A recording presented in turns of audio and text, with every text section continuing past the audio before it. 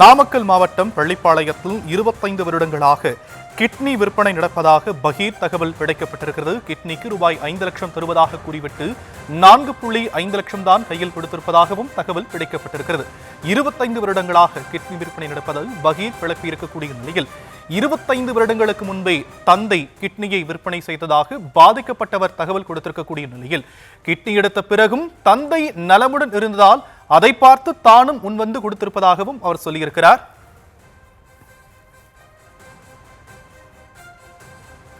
கூடுதல் விவரங்களை செய்தியாளர் தங்கமணியிடம் கேட்கலாம். தங்கமணி, 25 வருடங்களாக இது போன்ற சம்பவம் நடைபெற்றுக் கொண்டிருப்பதாக சொல்லப்பட்டிருக்கு. நாமும் பல்வேறு விஷயங்களை மக்களுக்கும் அரசாங்கத்துக்கும் எடுத்து சொல்லிக்கிட்டு இருக்கக்கூடிய நிலையில தற்போதைய நிலையில விசாரணை எந்த அளவுக்கு இருக்கு?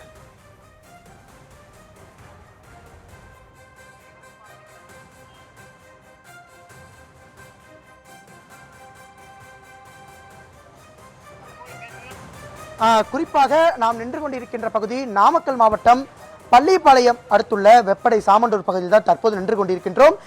இந்த பகுதியை பொறுத்தவரை நாமக்கல் மாவட்டம் பள்ளிப்பாளையம், குமராப்பாளையம் பகுதிகளில் அதிக அளவில் விசைத்தறி மற்றும் கட்டிட கூலி தொழிலாளர்களை குறிவைத்து இங்கிருக்கின்ற சட்டவிரோதமான கிட்னி விற்பனையில் ஈடுபடுகின்ற புரோக்கர்கள் அவர்களிடம் பணம் ஆசை வார்த்தை காட்டி அவர்களை மூளைச்சலவை செய்து கிட்னிகளை விற்பனை செய்து வருகின்றனர். தொடர்ந்து இந்த கிட்னி விற்பனை சம்பந்தமாக நியூஸ் தமிழ் தொலைக்காட்சிகளில் தொடர்ந்து செய்திகள் ஒளிபரப்பப்பட்ட நிலையில் தற்போது இன்றைய தினம் ஒரு திடுக்கிடும் தகவல் என்பது ஏற்பட்டிருக்கின்றது.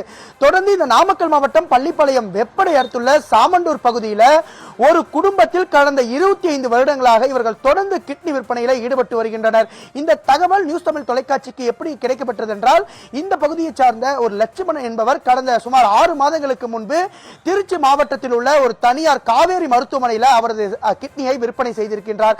அவருக்கு அந்த கிட்னி விற்பனை செய்வதற்கு தகவல் எப்படி கிடைத்தது என்று அவரிடம் கேட்ட பொழுது, இது மாதிரியான எங்க அக்காவும் கிட்னியை விற்பனை செய்திருக்கிறார், அவரை நான் பிடித்துதான் நான் எனது கிட்னியை விற்பனை செய்தேன் என்ற ஒரு அதிர்ச்சி வாக்குமூலத்தை அளித்திருந்தார். தொடர்ந்து அவரது அக்கா கமலாவிடம் நாம் சென்று கேட்டபொழுது அவர் சொன்ன தகவல் மிகவும் திடுக்கிட வைத்துள்ளது.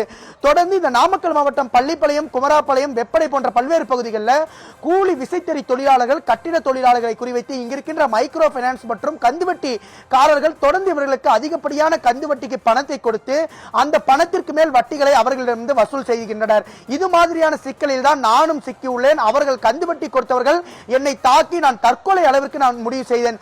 அதற்கு பிறகுதான் நான் வந்து இந்த கிட்னியை விற்பனை செய்து தன்னுடைய குடும்பத்தை பாதுகாத்துக் கொள்ளலாம் என ஒரு அடிப்படையில் நான் திருச்சியில் இருக்கின்ற தனியார் மருத்துவமனையான காவேரி மருத்துவமனைக்கு சென்று அங்கிருக்கின்ற பெண் புரோக்கரிடம் அவர் கிட்னியை விற்பனை செய்துள்ளார்.